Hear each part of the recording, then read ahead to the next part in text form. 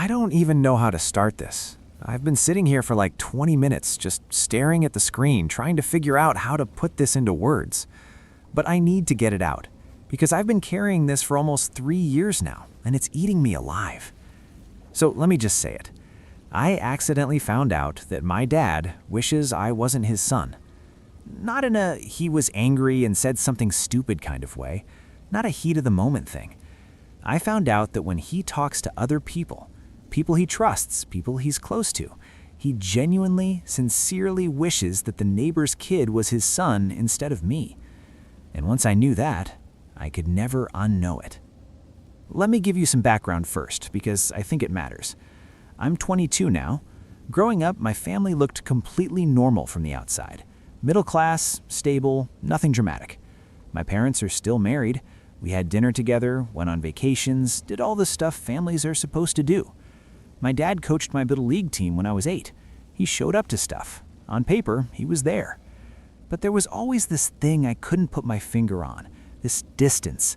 Like no matter what I did, I never quite landed with him. My grades were good, not good enough. I made the school basketball team, but I wasn't the starter, so it didn't really count. I got into a decent university, but it wasn't the one he wanted. I used to think it was just his personality. Some dads are like that, right? Hard to please, high standards, tough love. I convinced myself that's what it was. I told myself he just wanted the best for me and had a bad way of showing it. I was working really hard to believe that. And then I heard the phone call. It was about 3 years ago, summer before my second year of university. I was home for the break.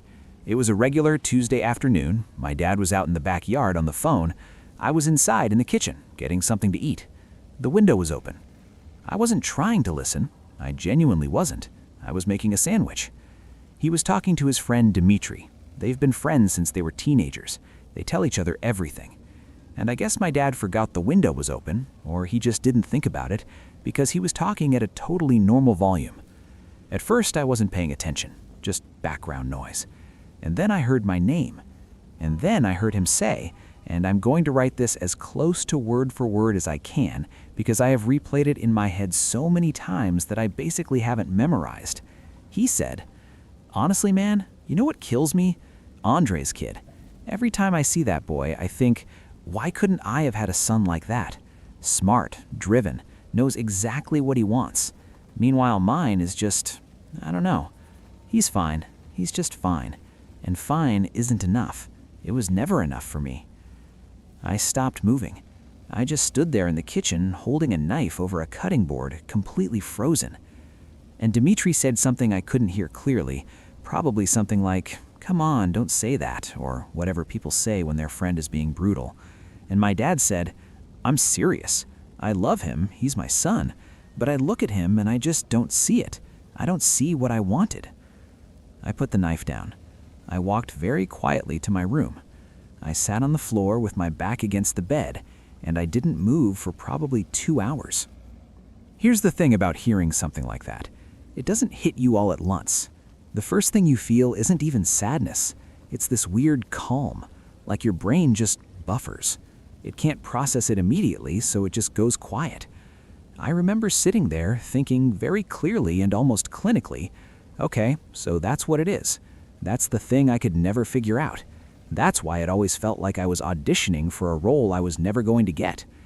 Because I wasn't. The part was already cast in his head, and it wasn't me. The sadness came later, that night mostly. I'm not going to go into detail about that night because some things are private, but it was a bad night. After that, I went through about 2 weeks of just functioning on autopilot, going through the motions, eating, sleeping, being in the same house as him, having normal conversations about normal things, passing the salt, watching TV together, all of it feeling completely surreal. I didn't tell anyone, not my mom, not my friends, nobody. I just sat with it alone.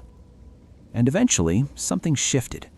I stopped being sad and I started being, I don't know if angry is exactly the right word. It was more like clarity, like a fog lifted, and I could suddenly see everything very cleanly. I thought about every time he criticized something I did, every dinner where I talked about something I was excited about, and he just kind of nodded and changed the subject. Every time I brought home something I was proud of, and he found the one flaw in it within 30 seconds. Every time I caught him with this look, not mean, not cruel, just blank, like he was looking at me and thinking about something else entirely. And I realized I had spent my entire life performing for an audience that had already decided it wasn't interested. Not because I wasn't good enough, but because I wasn't someone else. I wasn't Andre's kid. I was never going to be Andre's kid, and no amount of good grades or right choices or trying harder was ever going to change the fact that when my dad looked at me, he felt disappointed by something I couldn't control. The simple fact that I was me and not someone else. That's when I made my decision. I decided to stop trying. Not in a dramatic way. I didn't sit him down and have a big confrontation. I didn't write him a letter. I didn't blow anything up. I just quietly, completely stopped performing. If he wanted to talk, I would talk. If he asked a question, I would answer it. I wasn't going to be rude. I wasn't going to cause a scene. But I was done, genuinely done, caring what he thought of my choices. Done angling for his approval. Done interpreting his silences and trying to figure out what I could do differently. I treated him like what he had, without knowing it, turned himself into. A person I happened to share a house with. Polite, functional, completely surface level. The weird thing is that he noticed almost immediately. Within like 2 weeks of me making this internal shift, he started acting differently, starting checking in more, asking about university in a way that seemed actually curious instead of evaluative. One time he called me while I was back at school. He never calls. We text occasionally, but he almost never calls. And it was just to see how I was doing. We talked for like 8 minutes about nothing in particular. Part of me wanted to feel something about that. Part of me was waiting to feel something. I mostly just felt tired. I want to be honest here, because I think some people in my situation would write this post and make it into a clean story. Like, I found the truth, I freed myself, I chose myself, I'm thriving, the end. And I see those posts, and I understand why people write them that way, because it's satisfying. It wraps up neatly. But my actual experience is messier than that. The truth is, there are still days where it gets to me. I'll see something, a video of a dad losing his mind with pride at his graduation, or even just someone casually mentioning that they called their dad to tell them about some good news, and I'll feel this very specific ache. Not crying, just ache. Like pressing on a bruise that never fully healed. There are also days where I feel completely fine, like it's just a fact of my life, the same way other facts are just facts. My dad wished I was someone else. Okay, that's his loss, not mine. Those days feel clean. I haven't told him what I heard. I've gone back and forth on this more times than I can count. Some days I think he deserves to know, that I've known for 3 years, and that every interaction we've had since then has been me already aware of exactly where I stand. Other days I think telling him would just be creating drama that helps nobody, least of all me. I haven't decided yet. Maybe I never will. The thing I keep coming back to, the thing that I think actually matters in all of this, is this.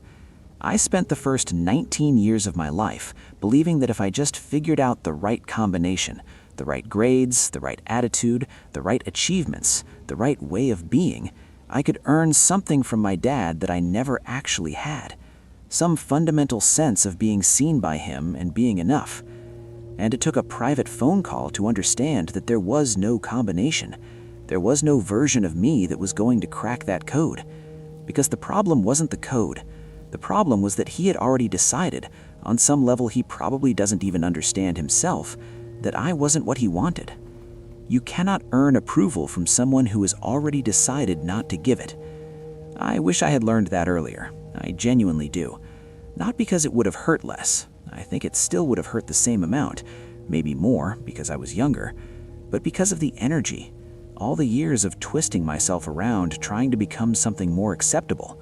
All the times I second-guessed something I actually liked or wanted because I was running it through the filter of what he would think. That's time I'll never get back, and I'm not going to spend the next 20 years the same way.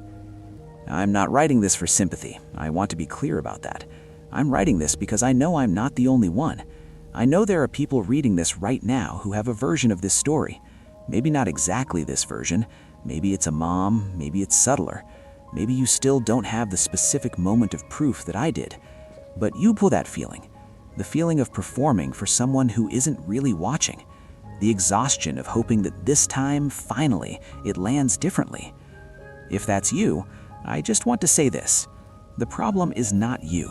It has never been you. Some people are not capable of seeing what's right in front of them, and you cannot fix that by becoming easier to see. At some point, you just have to decide that your life is not an audition, and you just start living it. Thanks for reading. I don't really know what else to say. If you've been through something similar, I'd actually really like to hear about it in the comments. Not in a misery loves company way, just because it helps to know it's not only you.